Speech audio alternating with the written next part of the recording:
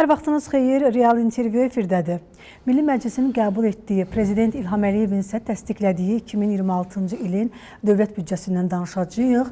Real intervyuda Maliyyə Nazirinin müavini Himalay Məmmişov suallarımızı cavablandıracaq. Salam Himalay müəllim, xoş gördük sizi. Himalay müəllim, ötən gün Azərbaycan Prezidenti 2026-cı ilin dövlət büdcəsi haqqında qanunu və büdcə zərfinə daxil olan əsas maliyyə sənədlərini imzaladı. Bilirsiniz ki, ümumiyyətlə 2026-cı ilin dövlət büdcəsi hansı əsas prioritetləri özündə əks etdirəcək? Təşəkkür edirəm. İlk öncə dəvətiniz üçün çox sağ olun. Bəli, qeyd etdiyiniz kimi, dünən ölkə başçısı tərəfindən 2026-cı il üçün dövlət büdcəsi haqqında qanun və eyni zamanda büdcə zərfinə daxil olan sənədlər artıq imzalandı və bununla da növbəti il üçün büdcənin hazırlanması prosesi demək olar ki, yekunlaşdı. Növbəti ilin büdcəsinə baxmazdan əvvəl bir məsələni qeyd etmək lazımdır ki, büdcə sadəcə rəqəmlər toplusu deyil, o ölkənin iqtisadi inkişaf strategiyasını, dövlətin müəyyən məsələlərə baxışını, prioritetlərini müəyyən edən bir sənəddir və önəmli bir maliyyə sənədidir. Və növbəti il üçün büdcə layihəsi hazırlanan zaman bir neçə əsas prinsiplər, parametrlər nəzərə alınıb. Sözsüz ki, büdcənin hazırlanması zamanı ilk öncə dövlət başçısı tərəfindən müəyyən edilən orta müddətli dövr üçün prioritetlər əsas götürülüb. Dövlət başçısının verdiyi tapşırıqlar tam şəkildə nəzərə alınıb. Eyni zamanda büdcə siyasətinin bir neçə əsas parametrləri diqqət mərkəzində saxlanılıb. Bunlar barədə istərdim qısa bir məlumat verim. İlk öncə qeyd etmək lazımdır ki, növbəti ilin büdcəsi sosial rifah büdcəsidir. Yəni, təsdiq olunmuş büdcədə növbəti il üçün əhalinin maddi rifahının təmin olunması, rifah halının daha da yaxşılaşdırılması üçün kifayət qədər məbləğ nəzərdə tutulub, yəni maliyyə təminatı tam şəkildə formalaşdırılıb. Digər bir tərəfdən, büdcənin hazırlanması zamanı diqqət mərkəzində saxlanılan əsas amillərdən biri ölkəmizin müdafiə qabiliyyətinin və təhlükəsizliyinin təmin olunmasıdır. Bu istiqamətdə ayrılan vəsait bildiyiniz kimi ölkənin təhlükəsizliyinə, müdafiəsinə edilən investisiyadır ki, bununla da bağlı büdcə təminatı vəsaitin nəzərdə tutulması büdcədə artıq təmin edilmişdir. Eyni zamanda büdcənin hazırlanması zamanı 2030-cu ilə qədər dövlət başçısı tərəfindən müəyyən edilmiş əsas prioritetlərdən biri olan Qarabağ və Şərqi Zəngəzur iqtisadi rayonlarının həm bərpası, həm də keçmiş məcburi köçkünlərin öz doğma yurd yuvalarına qayıdışının təmin olunması üçün maliyyə təminatının formalaşdırılması diqqət mərkəzində saxlanılıb. Bildiyiniz kimi, Müzəffər Ali Baş Komandanın rəhbərliyi altında torpaqlarımız işğaldan azad olunduqdan sonra artıq həmin rayonlarda böyük quruculuq, yenidən qurma işləri həyata keçirilir. Eyni zamanda məcburi köçkünlərin həmin rayonlara böyük qayıdışı başlanılır və bu prosesin davamlı şəkildə həyata keçirilməsi və uğurla tamamlanması məqsədi ilə dövlət büdcəsində yetərli maliyyə vəsaitinin formalaşdırılması əsas prioritetlərimizdən biri olmuşdur. Digər bir tərəfdən büdcənin formalaşdırılması zamanı ölkənin iqtisadi inkişafının dəstəklənməsi, özəl sektorun inkişafına dəstək mexanizmlərinin formalaşdırılması diqqət mərkəzində saxlanılıb və ən önəmli məsələlərdən biri ölkənin fiskal suverenliyinin təmin olunması, qeyri-neft həm gəlirlərinin artırılması istiqamətində tədbirlərin görülməsi, eləcə də monetar fiskal sabitliyin təmin olunması diqqət mərkəzində saxlanılan əsas məsələlərdən olmuşdur. Mən qeyd etmək istərdim ki, növbəti ilin büdcə parametrləri barədə danışsaq, növbəti il üçün icmal büdcənin demək gəlirləri 45 milyard manat, onun xərcləri isə 48,8 milyard manat həcmindədir və beləliklə icmal büdcənin kəsiri 3,9 milyard manat həcmində müəyyən olunur. İcmal büdcənin xərclərinin ümumdaxili məhsula deməli çəki göstəricisi 36,4% həcmindədir. Qeyri-neft ödəyimi münasibətdə isə bu artıq 48%-ə çatmışdır. Dövlət büdcəsinin növbəti il üçün xərcləri isə 41,7 milyard manat həcmində müəyyən olunur. Dövlət büdcəsinin biz 2024-cü illə müqayisə etmiş olsaq bu göstəricisinin burada 4 milyard manatlıq bir artım var və orta müddətli dövrlə müqayisə etmiş olsaq, yəni 2022-ci illə müqayisə etmiş olsaq, burada artıq 9,6 milyard manat həcmində və yaxud 30%lik bir artım var. Niyə görə biz büdcəni müqayisə edən zaman orta müddətli dövrlə müqayisə edirik, yəni büdcəyə baxan zaman müqayisə edirik? Çünki növbəti il və ondan sonraki 3 il üçün büdcə proqnozu proqnozlaşdırılır və dolayısıyla növbəti ilin büdcəsini müqayisə edən zaman əvvəlki orta müddətli dövrdə nə baş verdiyini görmək bizim üçün önəmlidir və bu baxımdan büdcə müqayisələri zamanı biz müsahibə zamanı tez-tez orta müddətli dövrlə müqayisə göstəricilərinə istinad edəcəyik və burada da qeyd etdiyim kimi büdcə xərclərində 30%lik bir artım var. Büdcənin gəlirləri isə 38,6 milyard manat həcmindədir. 2024-cü ildə burada 1,4 milyard manatlıq və yaxud da 2022-ci illə müqayisədə 7,9 milyard manatlıq bir artım var ki, bu da 26%lik bir artım deməkdir. Növbəti ilin büdcəsinin kəsiri 3,1 milyard manat həcmindədir. Bu demək olar ki, cari ilə eyni səviyyədə qorunub saxlanılmışdır.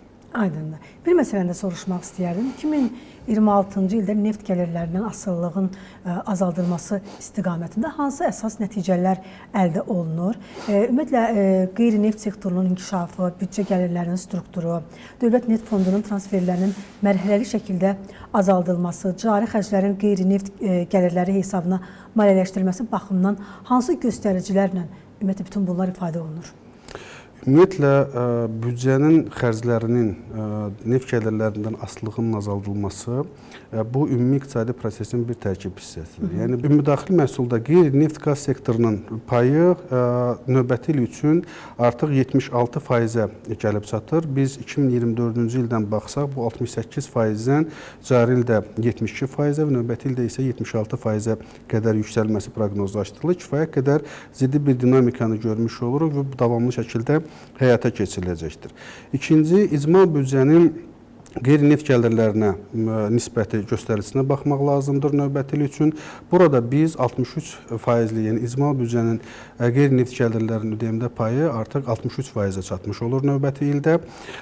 Burada da hədəfimiz orta müddətli dövrdə, yəni 2029-cu ilə qədər 69-70%-ə qədər bu göstəricini yüksəltməkdən ibarətdir. Və mən onu da qeyd etmək istərdim ki, növbəti il üçün müəyyən olunmuş bu hədəf cari ilin faktiki göstəricisindən artıq 5% bəndi qədər daha yüksəkdir. Büdcə gəlirlərinin dayanıqlığının təmin olunması, eyni zamanda qeyri-neft gəlirlərindən asılılığın azaldılması yolu ilə fiskal suverenliyin daha da artırılması bu gün həyata keçirilən iqtisadi siyasətin əsas prioritetlərindən biridir. Növbəti il üçün bu baxımdan kifayət qədər əlamətdar bir ildir və bu göstəricilər kifayət qədər ürəkaçandır. Kifayət qədər önəmli məqamlardan biri cari xərclərin, dövlət büdcəsinin cari xərclərinin qeyri-neft gəlirləri hesabına örtülməsi göstəricisidir. Çünki cari xərclər adətən müdafiə olunan xərclərdir. Yəni, neft gəlirləri olmasa və yaxud sekvestr tətbiq olunsa belə cari xərclər mütləq qayda ödənməli, maliyyələşdirməli olan xərclərdir. Və növbəti il üçün cari xərclərin qeyri-neft gəlirləri hesabına örtülməsi əmsalı faizi 88,1%-ə qədər yüksəlmiş olur. Bu, cari ilə müqayisədə 7,1% bəndə qədər çoxdur və biz gözləyirik ki, orta müddətli dövrdə bunu 100%-ə qədər çatdırır. Yəni 2029-cu il üçün hədəfimiz cari xərclərin tam şəkildə qeyri-neft gəlirləri hesabına təmin etməkdən ibarətdir. Və bu əsasda icmal büdcənin qeyri-neft baza kəsirinin qeyri-neft ödəmə nisbət göstəricisine nəzər salmalıyıq. Burada da kifayət qədər ürəkaçan bir tendensiya özünü göstərir. Növbəti il üçün bu göstərici bizdə 18,8% həcmindədir və 2029-cu il üçün biz bu göstəricinin bu hədəf kimi 13% müəyyən etmişik və bu hədəfə doğru öz planlarımızı qururuq. Sözsüz ki, qeyri-neft gəlirlərinin artımı, kölgə iqtisadiyyatının daralması özlüyündə dövlət neft fondundan transfertin də azalmasını şərtləndirir və növbəti il üçün biz büdcənin proqnozlaşdırılması zamanı dövlət neft fondundan transfertin həcmini təxminən 1 milyard dolların manat ekvivalentində azaltmışıq və 29-cu ilə qədər bu proses davamlı şəkildə həyata keçiriləcək və orta müddətli dövrün sonuna artıq biz bu rəqəmi 6 milyard dollara qədər salmağı planlaşdırırıq. Bir faktı da qeyd edim ki, qeyri-neft gəlirlərinin dövlət büdcəsində gəlirlərindəki payı da diqqət mərkəzində saxlanılan bir amillərdən biridir. Bu hissədə mən qeyd edim ki, qeyri-neft gəlirlərinin dövlət büdcəsinin gəlirlərində payı 57,4%-dir. Biz bunu orta müddətli dövrdə 66,4%-ə qaldırmağı planlaşdırırıq və eyni zamanda qeyri-neft vergilərinin, deməli, dövlət büdcəsinin vergi gəlirlərində qeyri-neft vergilərinin payının isə növbəti il üçün 79%-ə çatacağını gözləyirik. Bu son 20 ilin ən rekord göstəricilərindən biridir. Və göründüyü kimi bu hissədə aparılan islahatlar demək, qeyri-neft gəlirlərinin artımı paralel şəkildə də dövlət büdcəsinin və icmal büdcənin neft gəlirlərinin asılılığının azaldılmasına hədəflənib və ümid edirik ki, orta müddətli dövrdə qarşımıza qoyduğumuz hədəflərə nail olaq. Aydındır.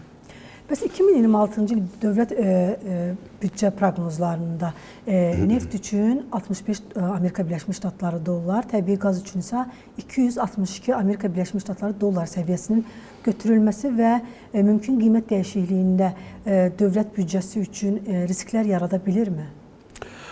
Ümumiyyətlə, neftin və qazın qiymətinin müəyyən olunması bu proqnoz göstəriciləridir və proqnoz göstəriciləri müəyyən edilən zaman beynəlxalq bu sayədə ixtisaslaşmış təşkilatların, qiymətləndirici təşkilatların proqnozlarına istinad edilir və növbəti il üçün həm neftin bir barelinin qiymətinin müəyyən olunması üçün, həm demək, təbii qazın qiymətinin müəyyən olunması üçün proqnozlar müəyyən olunan zaman 30-dan artıq beynəlxalq təşkilatın, beynəlxalq qiymətləndirici qurumun proqnozlarına istinad olunub və həmin proqnozlar üzrə neftin, Brent markalı neftin bir barelinin qiyməti təxminən 62 dollar həcmində qiymətləndirilir və nəzərə alsaq ki, Azerlight markalı neftin hər barelinin qiyməti Brent markalı neftə müqayisədə daha 3 dollar yuxarıdır. Biz ehtimal edirik ki, 65 dollar realistik müəyyən olunmuş bir rəqəmdir və eyni zamanda həmin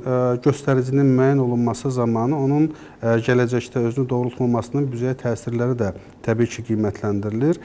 Və mən onu qeyd etməliyəm ki, bu eyni yanaşma təbii qazın qiymətinin müəyyən olunmasında da tətbiq olunub və həm risklər qiymətləndirilir, həm onun gəlirlərə təsiri qiymətləndirilmişdir.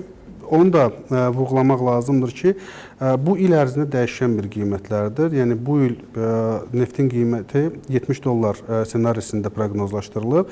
Amma müxtəlif dövrlərə bir nəzər salmış olsaq, müxtəlif aylarda bu 70 dollardan yuxarıda qalxıb rəqəmlər, 70 dollardan aşağıda düşüb. Amma orta rəqəm 70 dollar müəyyən edir və növbəti il üçün də eyni analoji prosesləri görə bilərik ki, müəyyən aylarda neftin qiyməti 65 dollardan yuxarıda qalxa biləcək, aşağıda düşə biləcək. Amma orta rəqəm 65 dollar senarisində qərarlaşacaqdır. Aydındır.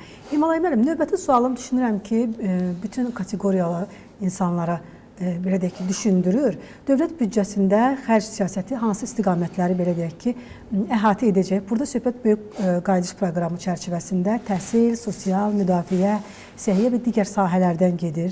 Ümumiyyətlə, vətəndaşlar 2026-cı il büdcəsində hansı real dəstəyi və konkret olaraq nəticələri hiss edəcəklər? Ümumiyyətlə, büdcənin hazırlanması zamanı xərc parametrlərinə balanslı yanaşma tətbiq olunub. Yəni, biz büdcənin funksional bölmələrinə nəzər salmış olsaq, demək olar ki, bütün funksional bölmələr artımla proqnozlaşdırılıb və büdcənin prioritet xərclərinin maliyyələşdirilməsinə xüsusi diqqət yetirilib.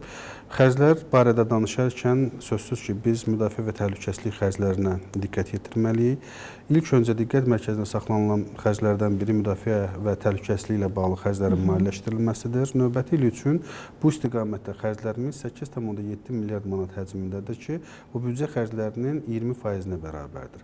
Və davamlı şəkildə ölkənin müdafiə qabiliyyətinin gücləndirilməsi istiqamətində maliyyə təminatının möhkəmləndirilməsi tədbirləri görülür və biz müqayisə etmiş olsaq, 2024-cü illə müqayisədə bu xərclərimiz 2,2 milyard manat həcmində artmışdır. Əgər bunu orta müddətli dövrdəki, yəni 2022-ci illə müqayisə etmiş olsaq, burada artıq biz 3,8 milyard manatlıq bir artıma müşahidə etmiş oluruq. Növbəti il üçün önəmli xərclərimizdən biri qeyd etdiyimiz kimi böyük qayıdışa dair birinci dövlət proqramının maliyyələşdirilməsilə bağlı xərclərdir. Bu istiqamətdə dövlət büdcəsində 3,5 milyard manatlıq bir resurs zərfi müəyyən olunub və biz növbəti il üçün ayrılan vəsaiti nəzərə almış olsaq, indiyə qədər bu istiqamətdə formalaşdırılmış resurs zərfi 25,3 milyard manata bərabərdir. Sosial rifahın dəstəklənməsi istiqamətində tədbirlər bildiyiniz kimi ən önəmli xərclərimizdən biridir. Əhalinin maddi rifahının yaxşılaşdırılması dövlət başçısı tərəfindən həyata keçirilən sosial siyasətin ana xəttini təşkil edir və bu istiqamətdə davamlı islahatlar aparılır. Biz bu il ərzində də artıq 5-ci sosial islahat zərfinin reallaşdırılmasının şahidi olduq. Həmin islahatlar çərçivəsində həm minimum pensiyaların, minimum əmək haqlarının, müavinətlərin, təqaüdlərin məbləğləri artırıldı və növbəti ildə artıq bu artımların ödənilməsi məqsədi ilə, eləcə də təbii artımın xərclərinin qarşılanması məqsədi ilə vəsaitlər büdcədə tam şəkildə proqnozlaşdırılmışdır. Ümumilikdə növbəti il üçün sosial yönümlü xərclər büdcənin xərclərinin 41%-ni təşkil edir. Yəni növbəti ildə sosial yönümlü xərclərin maliyyələşdirilməsi üçün 17,1 milyard manat həcmində vəsait proqnozlaşdırılıb və biz bu rəqəmləri 2022-ci illə müqayisə etsək, burada 4,4 milyard manatlıq, əgər keçən ilin xərcləri ilə müqayisə etmiş olsaq, 2024-cü ilin xərcləri ilə müqayisə etmiş olsaq, burada 2,5 milyard manatlıq bir artımı müşahidə edə bilirik. Sosial yönümlü xərclərin içərisində önəmli paya malik olan xərclərdən biri təhsil və elm xərcləridir. Növbəti il üçün təhsil və elm xərclərimiz 5,2 milyard manat həcmindədir və bu büdcə xərclərinin 12,5%-ni əhatə edir. Biz beynəlxalq benchmarklara baxmış olsaq, beynəlxalq təcrübəyə baxmış olsaq, təhsil və elm xərclərinin büdcə xərclərinin təxminən 10,3% civarında olduğunu görmüş olaraq, bu postsovet məkanında təxminən 9,3% civarındadır. Amma bizdə təhsil və elm xərcləri büdcə xərclərinin 12,5%-nə bərabərdir ki, kifayət qədər yüksək bir göstəricidir. Bu, Azərbaycan dövlətinin insan kapitalının gücləndirilməsinə verdiyi diqqətin bir təzahürüdür. Növbəti bir istiqamət isə sosial müdafiə və sosial təminat xərcləri ilə bağlıdır. Növbəti ildə sosial müdafiə və sosial təminat xərclərinə dövlət büdcəsindən 4,9 milyard manat həcmində vəsait ayrılacaqdır. Yenə eyni xərcləri biz müqayisə edib baxsaq, 2024-cü illə müqayisədə 722 milyon manat, 2022-ci illə müqayisədə isə 1,4 milyard manatlıq bu xərclərdə bir artım var. Həmin xərclərdəki artım davamlı şəkildə aparılan islahatların bir nəticəsidir. Qeyd etdiyimiz kimi, son 5 ildə davamlı şəkildə sosial islahat zərfləri reallaşdırılıb. Bu islahat zərfləri çərçivəsində xüsusən həssas kəsimdə olan insanlarımızın maddi rifahının və təminatın gücləndirilməsi istiqamətində tədbirlər görülüb və artıq növbəti il üçün bizim bu istiqamətdə xərclərimiz 4,9 milyard manata çatmışdır və bu xərclərin içərisində 3,2 milyard manat sosial müavinətlərin, təqaüdlərin ödənilməsilə bağlı xərclərdir. 465 milyon manatı ünvanlı dövlət sosial yardım proqramının maliyyələşdirilməsi üçün nəzərdə tutulmuş vəsaitdir. Eyni zamanda keçmiş məcburi köçkünlərimizə verilən müavinətlərin maliyyələşdirilməsi məqsədi ilə 285 milyon manat büdcədə vəsait nəzərdə tutulmuşdur. Sosial yönümlü xərclər barədə danışarkən önəmli xərclərdən biri də səhiyyə xərclərimizdir və biz səhiyyə xərclərinin barədə məsələlərə diqqət çəkərkən xüsusən icmal büdcədə səhiyyə xərclərinə nəzər yetirməliyik. Çünki icbari tibbi sığorta üzrə xərclər artıq icmal büdcənin tərkibinə düşdüyünə görə düşünürük ki, icmal büdcədəki göstəricilər səhiyyə sahəsinə dövlətin diqqətini daha düzgün əks elətdirir. Növbəti ildə səhiyyə xərclərinin maliyyələşdirilməsinə, icmal səhiyyə xərclərinin maliyyələşdirilməsinə 3,7 milyard manat vəsait nəzərdə tutulmuşdur. Bu göstəricini biz 2024-cü ilin göstəricisi ilə müqayisə etsək, burada 1,1 milyard manatlıq bir artım var. Əgər 22-ci illə müqayisə etmiş olsaq, burada 2,3 milyard manatlıq və ya 2,6 dəfəlik bir artımı müşahidə etmiş oluruq və demək, icmal büdcənin səhiyyə xərcləri içərisində həm səhiyyə proqramlarının maliyyələşdirilməsi, əhalinin sığortalanması, icbari tibbi sığortalanması məqsədi ilə vəsaitlərin nəzərdə tutulması tam şəkildə təmin olunmuşdur. Aydındır. Bəs 2026-cı il büdcəsində əsas xərclərin və investisiyaların payı nə qədərdir? Ümumiyyətlə, bu çərçivədə böyük qayıdış proqramı, dövlət investisiyaları və özəl sektora vergi güzəştləri vasitəsilə iqtisadi dəstək hansı şəkildə nəzərdə tutulur? Çox sağ olun. Ümumiyyətlə qeyd etmək lazımdır ki, növbəti ilin büdcəsi investisiya yönümlü bir büdcədir. Burada iqtisadi inkişafın dəstəklənməsi üçün kifayət qədər dəstək tədbirləri nəzərdə tutulub. Ümumilikdə büdcə göstəricilərinə nəzər salmış olsaq, növbəti il üçün dövlət büdcəsinin əsaslı xərclərinin həcmi 14 milyard manat həcmindədir və yaxud da büdcə xərclərinin 33,8%-nə bərabər həcmdədir. Bu xərclərin tərkibində qeyd etdiyimiz kimi 3,5 milyard böyük qayıdış proqramının maliyyələşdirilməsi üçün nəzərdə tutulub. Eyni zamanda dövlət əsaslı vəsait qoyuluşu, yəni investisiya xərclərinin maliyyələşdirilməsi üçün büdcədə 2,7 milyard manat həcmində vəsait nəzərdə tutulub. Paralel şəkildə büdcə zərfinə daxil edilmiş sənədlərə edilmiş əlavə və dəyişikliklərlə, yəni qanunvericilik edilən əlavə və dəyişikliklərlə ölkədə biznes mühitinin daha da yaxşılaşdırılması, sahibkarlığa dəstəyin, dövlət dəstəyinin daha da gücləndirilməsi istiqamətində tədbirlər görülüb. Belə ki, qanunvericilik edilmiş dəyişikliklərə əsasən deməli, işğaldan azad olunmuş ərazilərdə tətbiq edilən vergi güzəştləri artıq növbəti il üçün, növbəti ildən başlayaraq Naxçıvan Muxtar Respublikasında da tətbiq olunmağa başlayacaqdır. Vergi güzəştlərinin aqrar sektorda vergi güzəştlərinin əhatə dairəsi daha da genişləndirilir. Eyni zamanda nağdsız ödəniş üzrə ƏDV limitinin həddi 200 min manatdan 400 min manata qaldırılır. Media sahəsində vergi güzəştlərinin müddəti daha da artırılır və s. Yəni, bu kimi tədbirlərlə biz sahibkarlığın dəstəklənməsi, bu istiqamətdə sahibkarlar üzərində olan vergi yükünün daha da optimallaşdırılması və iqtisadi inkişafın davamlılığının təmin edilməsi üçün zəruri addımların atıldığını görə bilərik. Cari ildə dövlət borcunun həcmi və strukturlarında hansı əsas dəyişikliklər baş verdi? Sualı biraz da konkretləşdirsək, deyə bilərik ki, dövlət vəsaitlərinin idarə olunmasından əldə olunan nəticələr barədə nə deyə bilərsiniz? Ümumiyyətlə, biz ölkənin dövlət borcu barədə danışarkən burada fərqləndirməliyik ki, dövlətin daxili borcu və xarici borcu bu ümumilikdə dövlət borcunun ümumi məbləğini müəyyən edir. Bugün Azərbaycan dövlətinin ümumi borcu 25,9 milyard manat həcmindədir. Bu ümumi daxili məhsulun 20%-nə bərabərdir. Yəni dövlət borcunun həcminə görə Azərbaycan yəni ən yuxarı reytinqli ölkələr sırasındadır. Yəni kifayət qədər bizim burada əlverişli mövqeyə sahibik. 25,9 milyard manatın 17,7 miljardı daxili dövlət borcuna aid edilir ki, bu il ərzində bu borcun həcmi 1 milyard manat azaldılmışdır. Görülən tədbirlər nəticəsində bu istiqamətdə yəni 1 milyard manat artıq azaldılıb 17,7 milyard manata düşüb.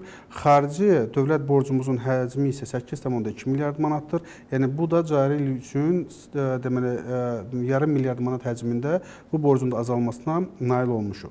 Mən onu qeyd etmək istərdim ki, xarici dövlət borcunun ÜDM-də çəkisi 6,3%-ə bərabərdir. Burada isə beynəlxalq müqayisəli təhlillərə baxsaq əgər, burada Azərbaycanın xarici dövlət borcuna görə mövqeyi kifayət qədər əlverişli bir mövqedə qərarlaşmışıq və biz bu siyasətin bundan sonra da davam etdirilməsini diqqət mərkəzində saxlayacağıq. Və qeyd etmək lazımdır ki, bu il ərzində görülən tədbirlər həm daxili dövlət borcunun dövriyyə müddətinin, yəni deməli dövriyyə müddətinin artırılması, orta ödəmə müddətinin artırılması istiqamətində tədbirləri də əhatə edib. Bu il ərzində aparılmış tədbirlər, görülmüş tədbirlər nəticəsində 1 illik və 3 illik istiqrazlar daha uzun müddətli dövrü əhatə edən istiqrazlarla, yəni 7 və 10 illik müddəti əhatə edən istiqrazlarla əvəz edilib. Eyni zamanda istiqrazlar üzrə orta ödəmə müddəti də demək 2,2 dəfə artırılaraq 3,3 ilə qədər çatdırılmışdır və mən onu da qeyd etmək istərdim ki, cari ildə dövlət borcuna xidmətlə bağlı xərclər 300 milyon manat həcmində də azaldılmışdır. Hümayə müəllim, sonuncu sualımı verəcəm. Bildiyiniz kimi, dövlət maliyyəsinin idarə olunması barədə rəqəmsallaşma və müasir idarəetmə mexanizmlərinin tətbiqi ilə bağlı geniş islahatlara belə deyək ki, başlanılıbdır. Sualım ondan ibarətdir ki, ümumiyyətlə növbəti dövrdə dövlət maliyyəsi və büdcə siyasəti ilə bağlı əsas islahatlar hansı istiqamətləri əhatə edəcəkdir? Önəmli bir mövzuya toxunursunuz. Bildiyiniz kimi, bu ilin avqust ayında dövlət başçısı tərəfindən dövlət maliyyəsi sahəsində idarəetmənin təkmilləşdirilməsi istiqamətində fərman imzalanmışdır və fərman ümumilikdə dövlət maliyyəsinə yanaşmanı köklü sürətdə dəyişdirir. Yəni burada artıq görülən islahatlar, aparılan işlər tək büdcə vəsaitləri istiqamətində deyil, ümumilikdə dövlət vəsaitinə münasibətdə, dövlət maliyyəsinə münasibətdə qoyulur və bu istiqamətdə dövlət başçısı tərəfindən tapşırıqlar verilib.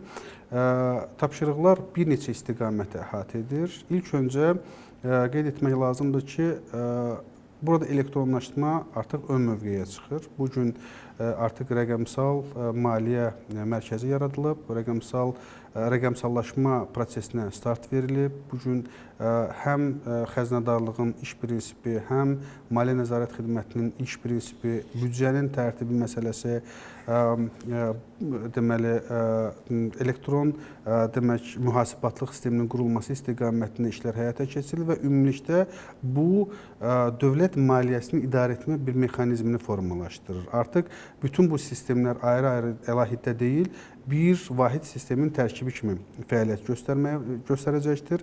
Eyni zamanda biz proyektiv proqnozlaşdırma, elektron nəzarətlərin proaktiv qaydada həyata keçirilməsi, sistemlərinin tətbiqini nəzərdə tuturuq. Paralel şəkildə də biz dövlət maliyyəsi sahəsində ünvanlığın təmin edilməsi və xərclərə nəzarət edilməsinin elektronlaşdırılmasını hədəfləyirik. Yəni artıq ödənişlər həyata keçirilən zaman ödənişlər elektron qaydada həyata keçiriləcək və bunun üçün fərmana əsasən biz elektron müqavilə sistemində portalını da hazırlayırıq. Yəni artıq dövlət satın almaları ilə bağlı müqavilələr bu portal vasitəsilə imzalanacaq. Artıq Dövlət Xəzinədarlıq Agentliyi elektron sistemlər üzərindən həm satın alan malları, müqavilələr üzrə öhdəlikləri görəcək və artıq onun maliyyələşdirilməsini elektron qaydada üzləşdirə biləcək. Digər tərəfdən artıq həmin xərclərin elektron qaydada yerinə yetirilməsini, yəni hər hansı kağız daşıyıcıda olmadan xərclərin elektron qaydada ödənilməsini təmin etmiş olacağıq və əsas məsələlərdən biri də büdcənin elektron qaydada tərtib olunmasıdır. Yəni dövlət maliyyəsi maliyyəsinin əsas hissələrindən biri dövlət büdcəsi ilə bağlı xərclərdir ki, bunları da sistem üzərindən proaktiv qaydada proqnozlaşdırma mexanizmi üzərində çalışırıq. Fərmanın icrası dövlət maliyyəsinin idarə etməsinin kifayət qədər ciddi şəkildə təkmilləşdirilməsinə öz dəstəyini vermiş olacaq.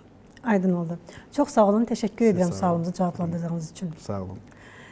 Qeyd edək ki, 2026-cı il dövlət büdcəsindən danışdıq. Qonağımız isə Maliyyə Nazirinin müavini Himalay Məmişov idi.